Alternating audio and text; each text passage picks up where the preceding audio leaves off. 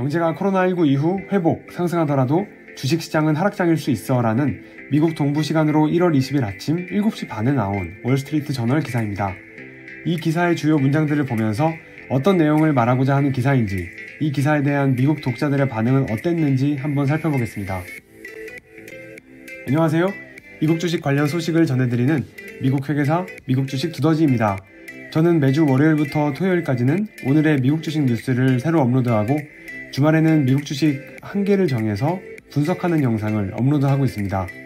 좋은 정보 항상 얻어가실 수 있도록 구독과 알림 설정 부탁드립니다. 지금부터 어떤 기사인지 핵심만 짚어가면서 보겠습니다. 우리는 종종 경제 상황과 주식시장은 항상 일치하진 않는다. 즉, 경제 상황이 좋아도 주식시장이 안 좋거나 반대로 경제 상황이 안 좋아도 주식시장이 좋을 수 있다는 사실을 깨닫곤 합니다.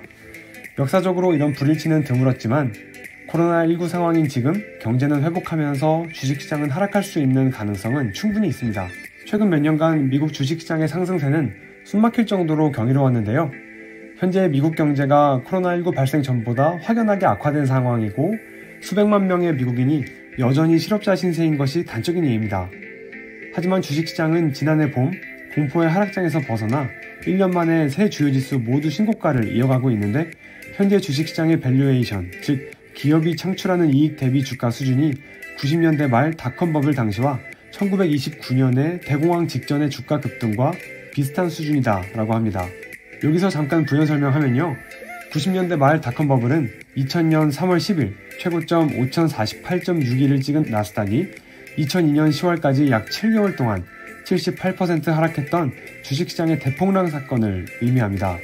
가장 큰 원인은 투자를 받았던 벤처기업들이 주주들의 기대를 실현할 만한 기술력이 없는, 즉 현실이 이상을 따라가지 못했던 것이 가장 컸습니다. 1929년 대공황도 비슷했는데 대공황이 벌어지기 한 달 전인 1929년 9월 3일 다우존스 산업평균지수는 당시 신기록이었던 381.17포인트를 기록한 후 다음 달인 10월 28일 월요일 12.82% 폭락, 10월 29일 11.73% 폭락, 일주일 뒤인 11월 4일 5.79% 하락 등 하락세를 이어가다가 1932년 7월 8일 41.22포인트를 기록한 후에야 반등했던 대폭락 사건입니다. 당시 1929년부터 1932년까지 3년간 주가 하락폭은 89%였습니다. 다시 기사로 돌아가서 이 기사는 이렇게 이어갑니다. 현재 주가가 코로나19 종식 뒤에 기업 실적 상승기를 미리 선반영하고 있다는 설명이 있는데 이런 설명이 구차해 보이는 이유는 현재 주식시장은 2021년이 아닌 심지어 다음 해인 2022년의 실적 상승 예상치를 갖다 대봐도 비싼 수준이기 때문이라고 말이죠. 그럼 이 기사는 왜 경제는 상승하는 동시에 주식시장은 하락하는 현상이 나타날 수 있다고 말하는 걸까요? 이유는 한 가지입니다. 바로 주식시장의 왜곡입니다. 현재 주식시장 시가총액의 대부분을 차지하고 있는 것은 아마존, 애플, 테슬라와 같이 사람들에게 물건을 판매하는 업종이고 외식산업이나 영화산업과 같은 대면 서비스 업종은 주식시장에서 차지하는 비중이 적은데요. 실제 미국 경제에서 차지하는 비중과 비교했을 때 비대면 업종은 주식시장에서의 비중이 크고 대면 업종은 비중이 적습니다. 미국 경제가 코로나19 종식 이후 회복 시 대면 서비스 업종에서 가장 크게 회복할 가능성이 높지만 이들은 주식시장에서 차지하고 있는 비중이 적기 때문에 주식시장에 미치는 영향이 미미할 뿐더러 그동안 2022년 실적 대비 수준으로도 비쌌던 비대면 업종 주식 가격에 대한 조정이 올 수 있다는 것이죠. 기사는 이렇게 끝났는데요.